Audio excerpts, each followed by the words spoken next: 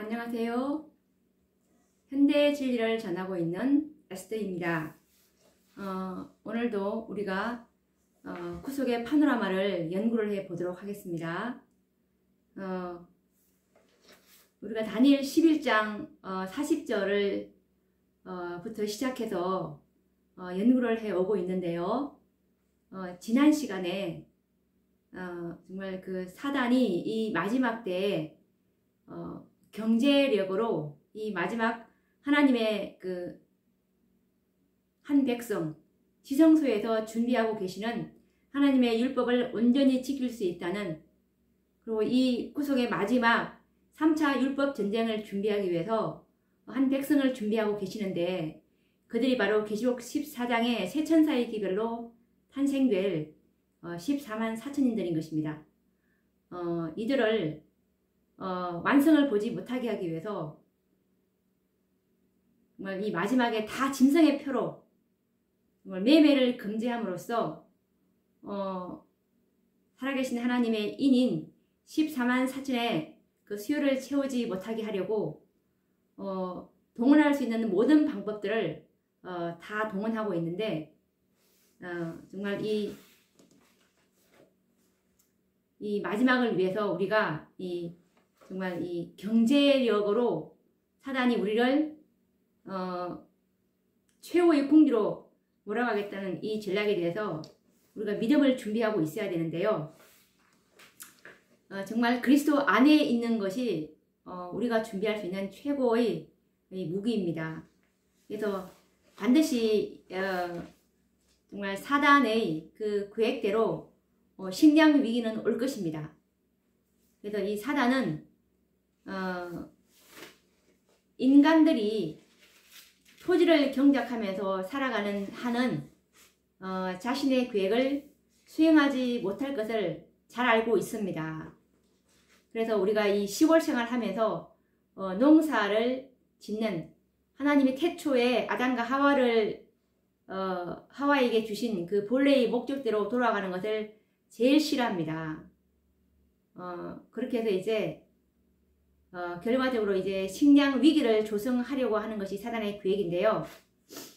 정말 우리가 그의 속담이 있죠. 그 목구멍이 포도청이다라는 말이 있듯이 우리 인간들에게 있어서 이 먹는 것만큼 중요한 것은 없습니다.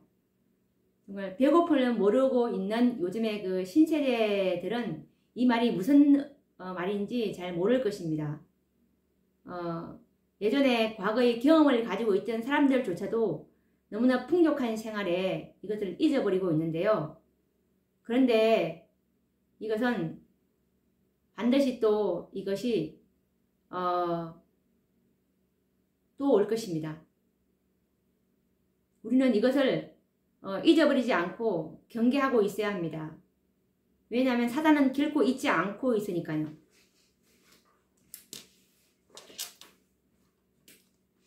계시록 13장 16절에서 17절을 보시면 저가 모든 자,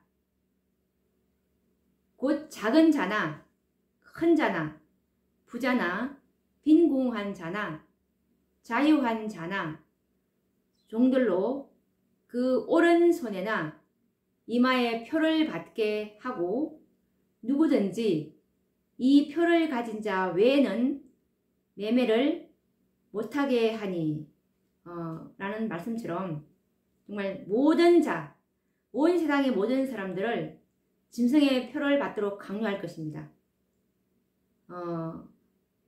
그렇게 하지 않을 수밖에 없는 것이 매매를 못하게 할 것이기 때문이니까. 그래서 앞으로는 사단은 식량 위기로 정말 이 두려운 분위기로 조성할 것입니다. 이것이 마지막 위기가 될 것인데, 정말 오늘날 그 사단의 모든 계획이 지금 거의 성취 단계에 지금 다다라 있는데요. 땅들은 이미 그 사단의 편에 있는 부자들의 손으로 거의 다 들어가고, 세계의 모든 식량들은 사단의 계획 가운데 잘 관리되고 있기 때문입니다. 그래서 언제든지 마음만 먹으면 이제 식량 위기는 조성될 수 있다는 것이 바로 이러한 사실을 뒷받침하고 있습니다. 그래서 사단이 정말 이런 세계 몇 개의 이런 기업들을 자기 손아귀에 넣어서 이제 하나로 딱 이렇게 관리해버리면 정말 모든 세계의 시스템이 자기 손아귀에 들어가게 되는 것입니다. 그래서 이 미국에는 거대한 다국적 곡물 회사들이 있는데요. 이들은 한 나라의 모든 곡식을 한꺼번에 모두 사들일 수 있는 막대한 재력을 가진 회사들입니다. 이들은 국가의 이익이나 체면을 보지 않습니다. 그래서 오직 자신의 이익을 위해서는 전 세계를 상대로 장사를 하는 한마디로 장사꾼들입니다. 이런 기업들은 마음만 먹으면 한 나라를 상대로 해서 식량 위기를 조성하는 것은 매우 쉬운 일입니다. 예를 들어보면 재난이 올 때 다국적 기업이 한국의 생산된 그 쌀을 비싼 값으로 사재기를 한다면 분명히 식량 위기가 오게 될 것입니다. 그래서 이제 국내의 모든 상인들은 돈을 벌 수 있다면 정말 나라도 팔아먹는 사람들이 많이 있습니다. 정말 돈밖에 모르는 사람들이죠. 근데 정부는 이것을 간섭하지 못합니다. 왜 그러냐 하면은 이미 모든 나라는 국제경제협약에 가입되어 있기 때문입니다. 우루과이 라운드 협약에 위배되면 WTO에 제소를 당합니다. 이 우루과이 라운드는 관세 및 무역에 관한 일반 협정, 즉 가트의 그 다자간 무역 협상으로서 새로운 시대의 그 상황에 맞추어서 매우 광범위한 의제를 다루었는데요. 이 우루과이 라운드 협약에 위배가 되면은 WTO에 제소를 당하는 것이, 이 WTO는 무역 자유를 통한 전 세계적인 경제 발전을 목적으로 하는 국제 무역 기구로서 1995년도에 출범이 되었거든요. 그래서 우리는 이거 사거나 팔지 않겠다 그러면은 이것이 위배되는 것입니다. 왜냐하면 WTO에 이미 가입이 되어 있기 때문에 이렇게 되면은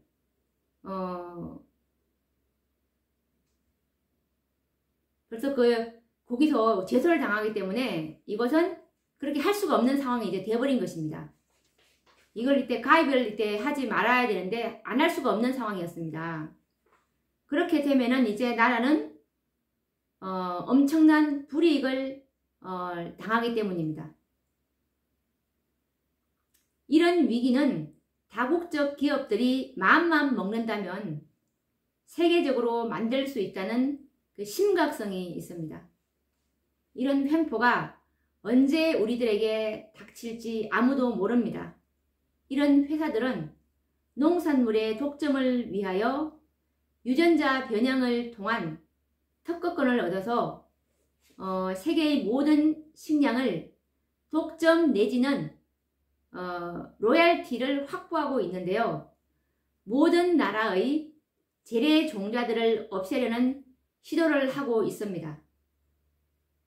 이 모두는 장래의 식량 위기, 즉 독점권을 만드는 방편이 될 것입니다. 지금 보면은 저도 지금 시골에 살고 있지만 이 정말 재래 종자 씨앗들이 거의 없습니다. 저도 지금 씨앗을 거의 사서 이렇게 지금 뭐 텃밭을 가꾸고 있는데요.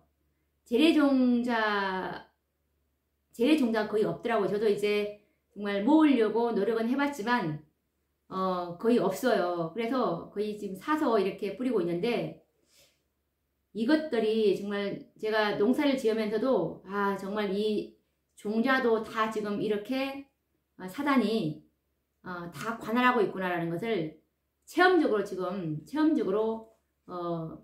느끼고 있습니다. 그래서 이런 세계적 다국적 곡물회사를 보면은 이 5개의 그 다국적 곡물회사 기업이 있는데 앵글로 더치라든지 그리고 유니레버 그리고 네슬레 네슬레는 그 스위스 네슬레죠.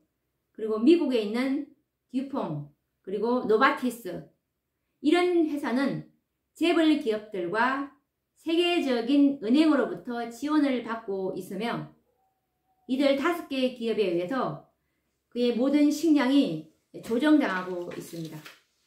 그래서 우리의 대처는 무엇일까요?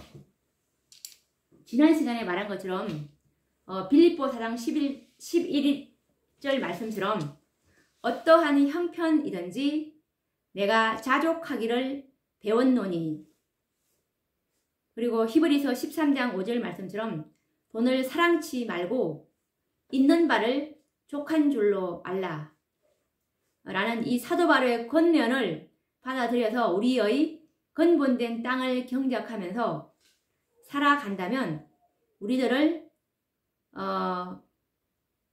이런 식량 위기로부터 자유를 누리며 살아갈 수 있을 것입니다.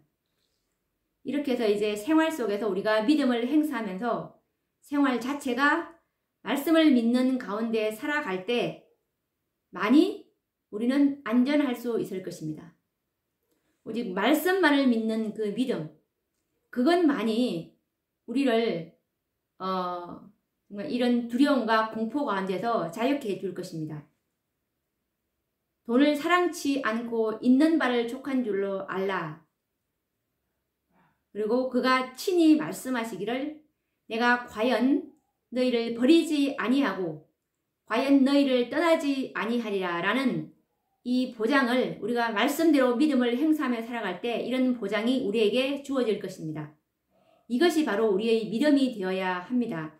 그래서 하나님께서는 마지막 시대의 백성들을 위해서 선지자를 보내주셨고 이렇게 귀한 권면들을 우리에게 주셨습니다. 우리가 일찍이 이 말씀들에 유의했더라면 지금 우리는 정말 안연히 거하며 살 수가 있었을 것입니다. 그런데 이미 많은 경우에 사단의 기만에 의해서 많은 것을 우리는 잃어왔습니다. 그런데 지금이라도 정말 사도 바울의 권면을 믿음으로 받아들이고 히브리서 13장 5절 말씀처럼 내가 과연 너희를 버리지 아니하고 과연 너희를 떠나지 아니하리라 라는 이 말씀을 신뢰하면서 살아간다면 참으로 여호와가 우리의 목자가 되고 보장이 되실 것입니다.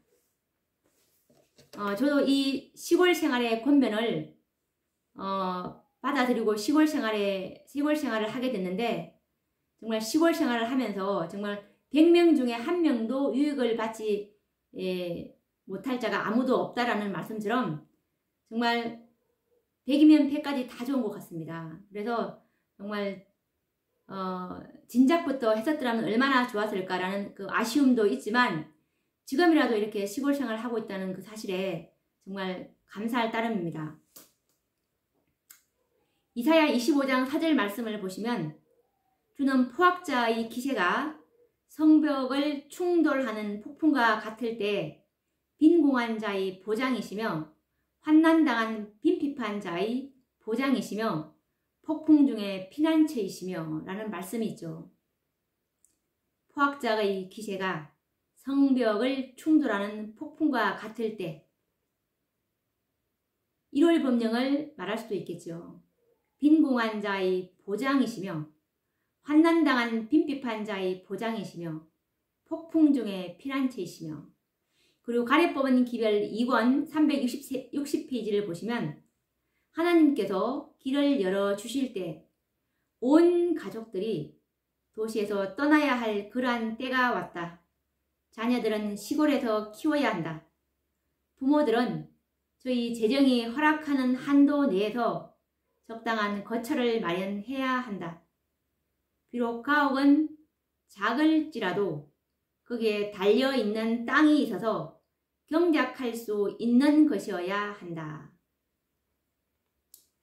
저희 재정이 허락하는 한도 내에서 적당한 거처를 마련하고 가옥은 작더라도 땅이 있는 경작할 수 있는 땅으로 이렇게 가라는 그런 말씀의 권면입니다. 그리고 가래법은 기별 2권 355페이지를 보시면 모든 부모들은 저희 자녀들을 교육하는 것이 영혼들을 구원하는 중대한 사업임을 깨달아야 한다. 시골에서는 생활에 필요한 일들을 할 때에 풍부하고 유익된 운동을 얼마든지 할 수 있으며 신경과 근육을 발달시키므로 육체적인 건강을 얻을 수 있다. 우리 자녀들의 교육을 위하여 도시들을 떠나라는 것이 나의 기별이다. 정말 자녀들을 교육하는 것이 영혼들을 구원하는 중대한 사업임을 깨달아야 한다는 이 말씀. 정말 이 마지막 때에 정말 청년들이 굉장히 위험한데요. 모든 악들이 너무나 편만한 가운데 정말 자녀들이 너무나 걱정입니다. 예. 정말 도처에서 주변에서 오는 그 가마력이 폭풍처럼 휩쓸려 와서 이것을 영향을 받지 않고 교육한다는 것이 부모로서는 정말 너무나 쉽지 않은 것 같습니다. 정말 전적인 하나님의 그 능력을 진짜 전적으로 의지할 때가 아닌가라는 생각이 듭니다. 그리고 증언보감 2권 74페이지 말씀을 보시면 부모들은 가족들을 데리고 도시로 몰려온다. 왜냐하면 그들은 시골에서보다 도시에서 생계를 유지하기가 더욱 쉽다고 생각하기 때문이다. 지금 이것은 이 마지막 때에 맞는 처세법이 아니겠죠. 지금은 도시에서 시골로 옮겨와야 될 때입니다. 우리가 얼마 전까지만 하더라도 정말 이 온 세계로 정말 퍼져나가는 이 코로나의 영향으로 인해서 더 시골 생활의 필요성을 절감하지 않았습니까? 많은 집들이, 가옥들이 밀집해 있는 그런 공간에서 대기는 더욱더 불결하고 공기는 정말 오염된 독소로 가득 차 있는 그 도시에서 그래도 그나마 시골 생활이 훨씬 더 물론 모든 안전으로부터 보호해줄 수는 없지만 차선책은 될 것이라고 봅니다. 그리고 치료 190페이지 말씀을 보시면 오늘날 도시들에 몰려있는 가난한 사람들이 시골에서 생애하였을 것 같으면 그들은 생계를 유지할 뿐 아니라 오늘날 그들이 잃고 있는 건강과 행복도 찾았을 것이다. 정말 이 가난한 사람들이 도시 살기는 정말 힘듭니다. 너무나 많은 그 기본적인 것들만 한다 하더라도 돈이 너무 많이 나갑니다. 근데 이 시골은 아파트 관리비나 그리고 뭐 이런 여러 가지 수도세나 이런 것들도 굉장히 적거든요. 그리고 세금도 적습니다. 집 가옥의 세금도 적고 경제적인 면에도 정말 많은 도움이 되는 것 같습니다. 물론 그 건강적인 측면은 말할 것도 없고요. 이 신선한 공기는 돈으로도 살 수 없지 않겠습니까? 그리고 무엇보다도 굉장히 이렇게 조용하고 평안합니다. 우리 하나님 백성들은 말씀 연구하기도 좋고 기도하기도 좋고 명상하기도 좋고 그리고 또 보는 것들이 악한 가마로부터 방해받지 않는 그런 것들에 둘러싸여 있기 때문에 눈만 뜨면은 꽃이라든지 나무라든지 풀이라든지 새라든지 하나님의 그 천연계가 눈에 들어오기 때문에 그런 악한 영향으로부터 훨씬 그 영향을 덜 받을 수도 있죠. 그리고 가정 139페이지를 보시면 부모들은 시골에서 작은 주택과 농토를 장만할 수 있다. 거기서 그들은 과수원을 경작하고 그들의 혈관을 통하여 흐르는 삶에 필요한 피를 더럽히는 고기를 대신할 채소류와 작은 과일들을 재배할 수 있다. 그런 곳에서는 자녀들이 도시 생활에 타락하게 하는 가마에 둘러싸이지 않을 것이다. 하나님께서는 당신의 백성들이 도시들 밖에서 그런 가정들을 찾도록 도우실 것이다.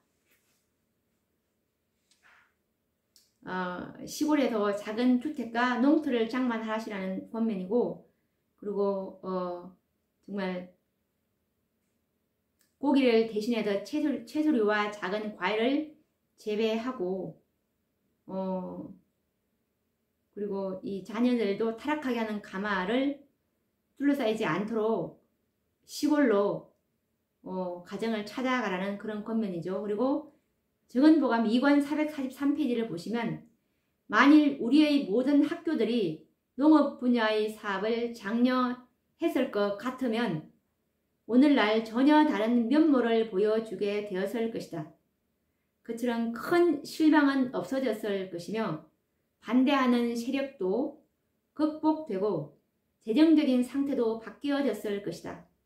학생들에게는 노동의 기회가 균등하게 주어졌을 것이다.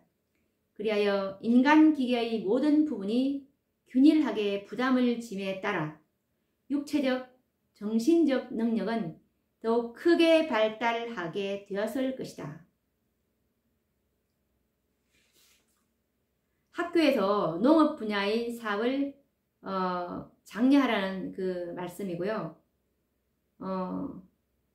그리고 학생들에게 노동의 기회를 균등하게 주고 그렇게 함으로써 우리 인간 기계의 모든 부분들이 균일하게 부담을 지게 되어서 육체적, 정신적으로 훨씬 도움을 받고 이 학생들의 지력과 체력이 증진될 수 있을 것이라는 말씀입니다.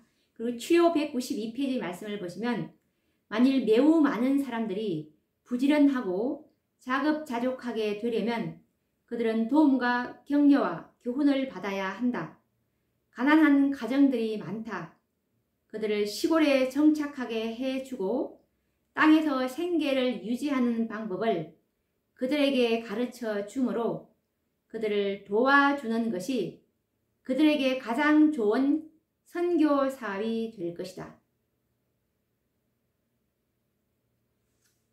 정말 믿음은 이론이 아니지 않습니까? 그리고 믿음은 실제적이고 공언도 아니고 이 생활이 믿음이 되어야 하는데 비록 우리가 땅에 거하며 살고 있지만 우리는 이 땅의 백성들이 아니고 하늘 백성들입니다. 그래서 우리는 이것을 기억하면서 우리들의 생활에서 하늘 백성임을 말씀을 실천함으로써 증거해야 합니다.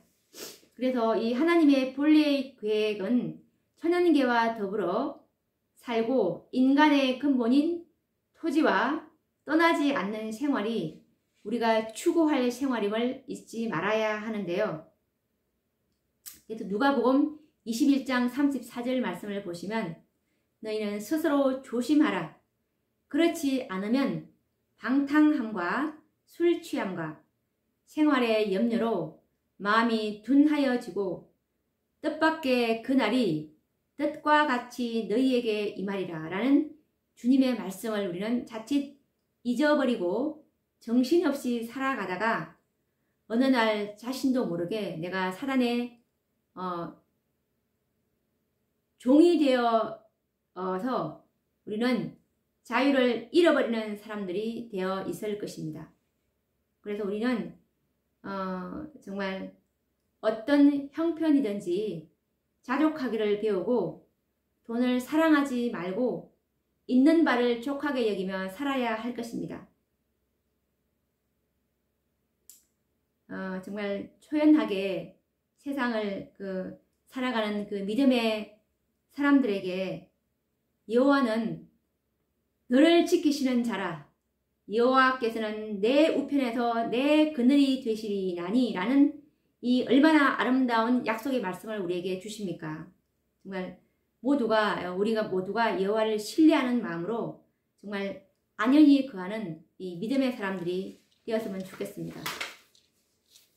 이렇게 해서 이제 이 경제권을 장악하는 이 사단의 계획과 아울러서 이제 우리의 대처를 알아보았는데요.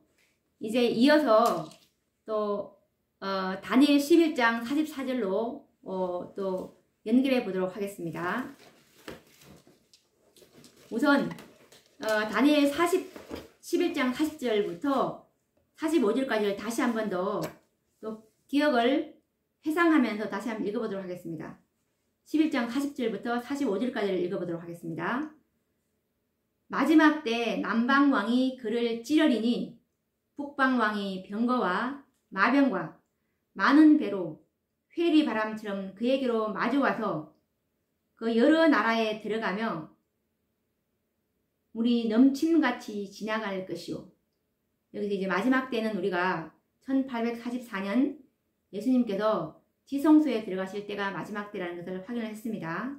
그래서 이제 남방왕인 그 소련이 이제 북방왕 미국인 정말 자본주의를 당해서 모든 나라를 공산주의로 이렇게 만들려는 그 상황이 되어가는 것이 바로 남방왕이 그를 찌르리니 말하는 뜻이었습니다. 그렇게 해서 이제 이 북방왕인 미국이 병거와 마병과 많은 배, 이 경제력으로 이제 정말 이 회리바람처럼 이 공산주의를 다 쓸어버리는 그런 말씀입니다. 그래서 41절을 보시면 그가 또 영화로운 땅에 들어갈 것이요 많은 나라를 패망케 할 것이나 오직 에돔과 모압과 암몬 자손의 존귀한 자들은 그 손에서 벗어나리라. 그는 북방왕 미국이죠. 미국이 영화로운 땅은 우리 다니엘서 8장 9절에 이 이스라엘인데 이 이스라엘은 지금 이 현대 시대에는 하나님의 백성 교회를 말한다고 했죠. 그래서 이 교회, 이 마지막 교회는 사도행적 591페이지를 보시면 이제 14만 4천인들이라고 잘 나와 있습니다. 교회에까지 이제 하나님의 남은 백성들, 남은 무리에게까지 그 1월 법령에 영향이 미칠 것입니다. 그래서 많은 나라를 패망케 할 것이나 오직 에돔과 모압과 암몬 자손의 존귀한 자들은 그 손에서 벗어나리라. 그 가운데 이 정말 진성의 표를 받지 않을 자들, 이 자들은 정말 그 명목산의 재림 성도들과 그리고 타락한 교회 가운데 있는 하나님의 신실한 백성, 이들을만이 이 속에서 나와서 남은 무리와 함께 설 것이라는 말씀입니다. 정말 모든 나라는 다 패망하게 될 것입니다. 오직 이들만이 남은 무리와 나와서 이제 14만 4천인에 속하게 되므로 이제 그 손에서 이제 벗어나겠다는 그 말씀이고 42절은 그가 열국에 그 손을 펴리니 애굽 땅도 면치 못할 것이므로. 그러니까 정말 이 미국의 1월 법령이 정말 모든 열국에도 이것이 다 넘어갈 것이고, 애굽은 무신론 세력이지 않습니까? 이 열국은 이방신들을 섬기지만 이 애굽은 아예 신도 인정하지 않습니다. 이런 신도 인정하지 않는 이 무신론 세력까지도 이 1월 법령에 굴복하게 될 것이라는 말씀이고, 43절을 보시면 그가 권세로 애굽의 금은과 모든 보물을 잡을 것이요 리비아 사람과 구스 사람이 그의 시종이 되리라. 정말 이 사단의 권세로 인해서 모든 경제력을 장악할 것이라는 말입니다. 우리가 조금 전에 배웠죠. 사단이 이 세계의 그 은행들과 그리고 경제 협약기구를 창설해서 정말 그 생필품까지 관장할 수 있는 이런 시스템으로 다 하나로 통합하게 될 것이라는 말입니다.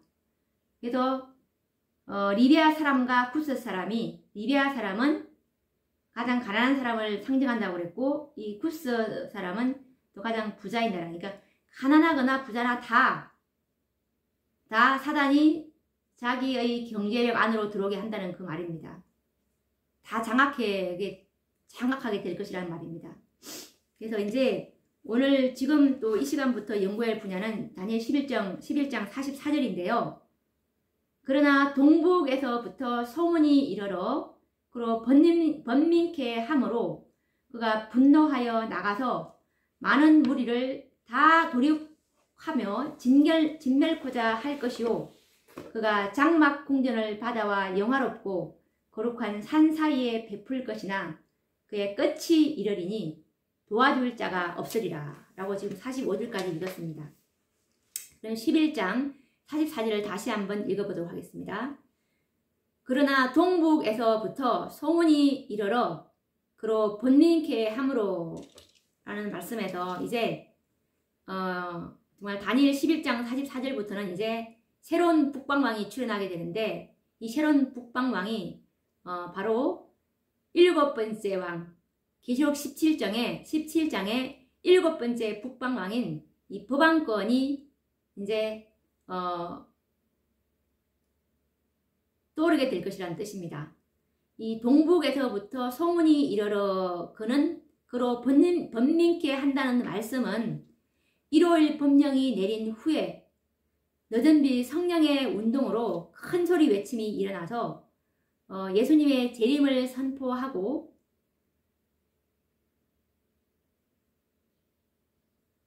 계시록 18장 4절에 내 백성아 거기서 나와 그의 죄에 참여하지 말라라는 그 기배를 듣고서 이제 북방왕이 고민을 하게 되는 그런 상황을 말하는 것입니다. 그것이 바로 동북에서부터 소문이 이르러 그로 번민케 함으로 라는 뜻입니다. 이 동쪽은 예수님이 계신 곳이고 이 북쪽은 정말 보좌가 있는, 하나님의 보좌가 있는 곳이죠. 그래서 이제 하늘로부터 오는 이 마지막 기별, 마지막 큰 소리 외침, 이것이 동북에서부터 소문이 온다는 뜻입니다. 이적과 기사를 동반한 큰 소리 외침으로써 이제 온 세상이 복음의 마지막 기회를 갖게 됐는데, 또한 짐승의 표 일요일을 지키지 말고 이 안식일 곧 하늘과 땅과 바다와 물들의 근원을 만드신 이를 경배하라는 기별을 이제 듣게 되는 것인데, 안식일이 살아계신 하나님의 인인 14만 4천이 된다는 것을 이제 그들이 선포하게 될 것입니다. 그리고 정말 이 예수님을 받아들이라는, 믿음으로 말미암은 의와 그리스도 우리의 의를 받아들이라는 그 마지막 기별의 초청이 주어지게 될 텐데, 이때 어떻게 북방왕이 번민하지 않겠습니까? 머지않아 이제 예수님께서는 북극 지폐의 보좌로부터 떠나서 동쪽을 향해서 이제 세상에 다시 내려오실 것입니다. 이것이 동북에서 오는 소문이 아니고 무엇이겠습니까? 이렇게 해서 이제 1844년 이후에 남방왕의 세력이 없어진 이후에 미국은 이 세상의 북방왕의 위치에 있으면서 세상의 모든 일을 주도해 왔었습니다. 법안권의 지원을 받고 어떤 면에서는 법안권의 대리인으로 역할을 하기도 했지만, 표면상으로는 항상 미국이 전면에 있어 왔습니다. 그런데 이제 미국이 1월 법령을 제정하고 짐승의 우상으로 말하게 한 이후부터는 오히려 법안권이 전면에 나타나게 되고 미국은 그의 후원자로서 뒷전으로 물러나게 됩니다. 이때가 북방왕이었던 미국이 북방왕의 위치를 법안권에게 넘겨주는 시기가 될 것입니다. 미국은 이제 일요일 강제 법령을 내리고 짐승의 우상을 세우고, 그리고 모든 자들에게 짐승의 우상에게 경배하도록 하는 법령을 제정하는 것으로서 이제 북방왕인 미국의 역할은 끝이 나게 됩니다. 이때부터 법왕권은 지상권을 갖게 되며 이 지상의 왕이 되어서 잠시 동안 영광을 누리게 될 것입니다. 그러면 미국의 그 역할에 대해서 미국은 이제 7번째 북방왕인 법왕권을 위한 하나의 그 역할을 하게 되었는데 이 미국의 역할을 다시 한번 말씀으로 확인을 해 보도록 하겠습니다. 계시록 13장 15절에서 18절을 보시면 저가 권세를 받아, 이 저는 미국입니다. 저가 권세를 받아, 미국이 사단으로부터 권세를 받게 되죠. 권세를 받아 그 짐승의 우상에게 생기를 주어 그 짐승의 우상으로 말하게 하고 또 짐승의 우상에게 경배하지 아니하는 자는 몇이든지 다 죽이게 하더라. 미국이 사단으로부터 권세를 받아서 짐승의 우상에게 처음에 생기를 주는 역할을 합니다. 그리고 또 짐승의 우상으로 말하게 합니다. 그리고 또 짐승의 우상에게 경배하지 아니하는 자, 경배를 하도록 하죠. 경배를 하도록 하는데 경배하지 않는 자들은 다 죽이게 하는 이런 법령을 만들죠.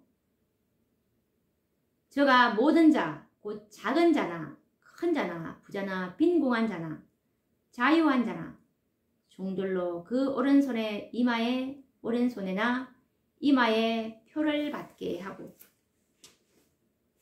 여기서 저가 모든 자, 작은 자나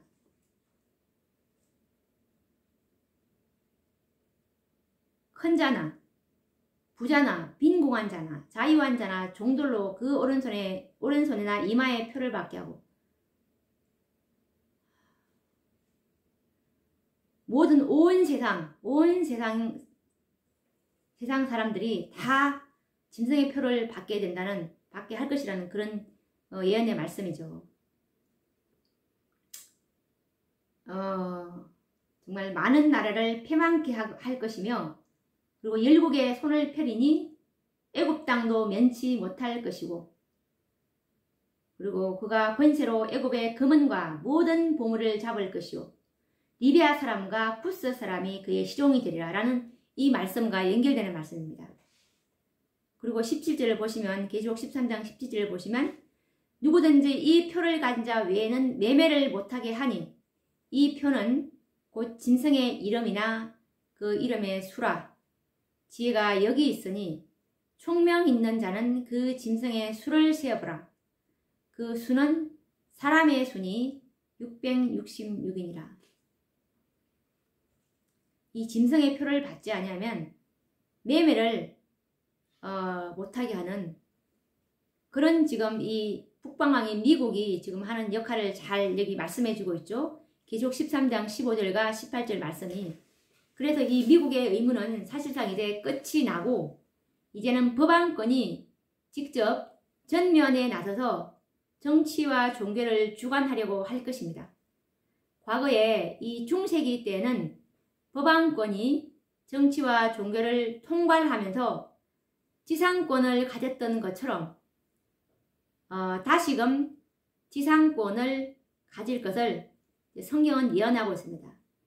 이제 이 법왕권이 7째 북방왕이 되면은 정치와 종교를 다 총괄해서 가지게 될 것이라는 말씀입니다.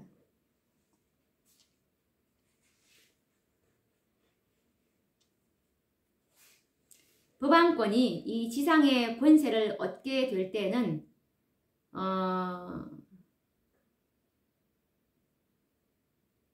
정말 하나님을 대적하면서 정말 예수님의 그 성도들과 어린 양과 싸우려고 할 것입니다. 이 법왕권이 지상권을 얻게 되면은 이제 이 법왕권이 정말 하나님을 대적하면서, 이 북방왕은 하나님을 대적하는 세력이잖아요. 하나님을 인정하지만 하나님을 대적하는 것이 북방왕입니다. 이 북방왕이 정말 어린 양과 그의 성도들로 더불어서 이제 싸우려고 할 것인데, 이때가 바로 계시록 17장의 그 7절과 8절의 예언이 성취되는 시기입니다. 계시록 17장에 보시면 그 7왕이 나오지 않습니까? 바벨론, 메데 페르시아, 그리스, 헬라, 그리고 로마, 그리고 법왕 로마, 그리고 6번째 북방왕 미국, 그리고 7번째 법왕권이 북방왕, 7번째 이 북방왕이 이제 로마 법왕권이 되는데, 이 회복된 법왕권, 1월 법령 이후에 나오죠. 1월 법령 이후에 이제 이 회복된 법왕권이 7째 왕이 되어서 정말 짧은 시간 동안 이 지상권을, 정치와 종교를 다 장악하는 그런 지상권을 행사하게 될 것입니다.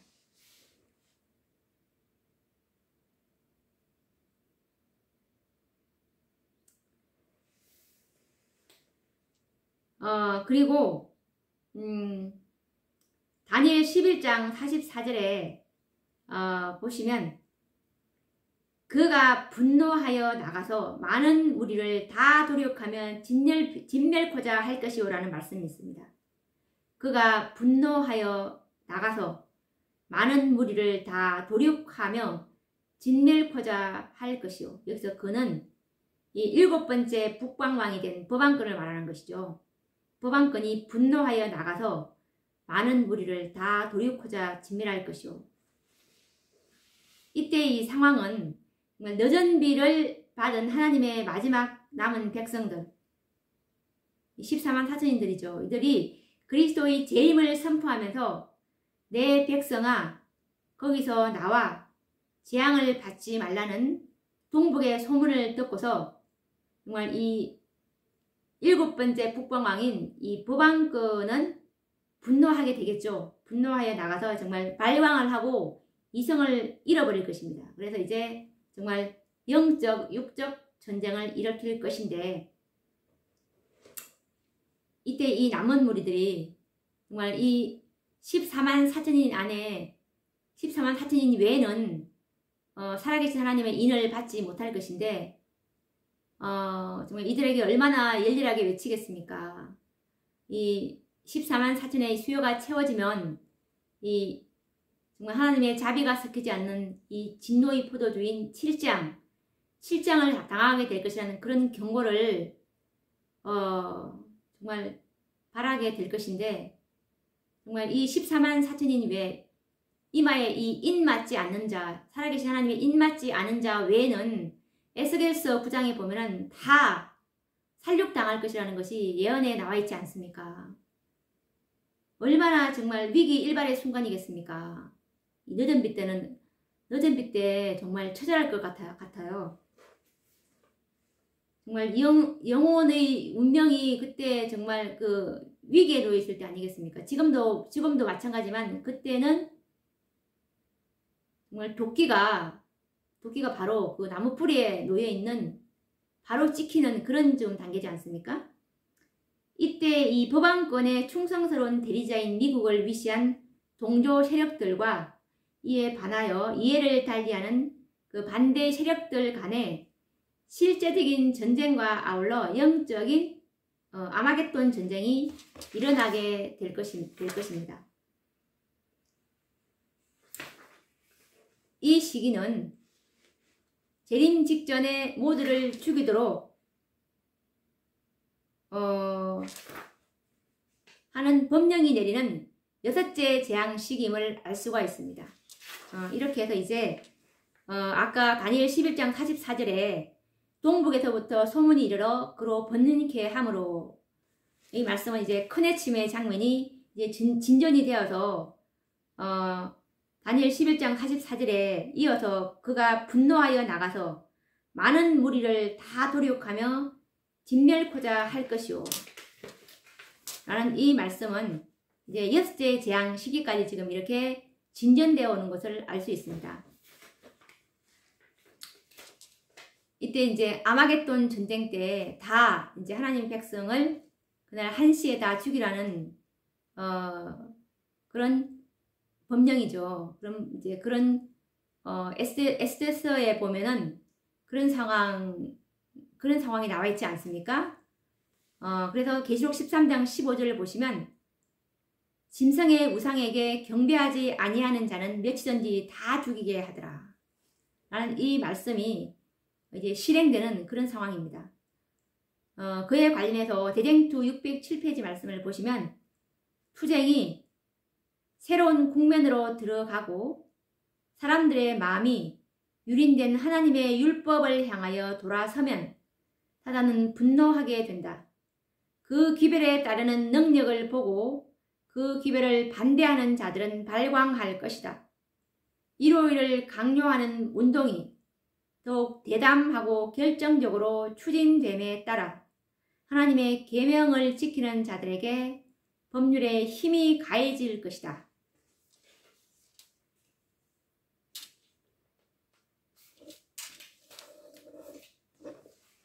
이제 이렇게 해서 이제 다니엘서 11장 45절로 또 이렇게 전개가 됩니다.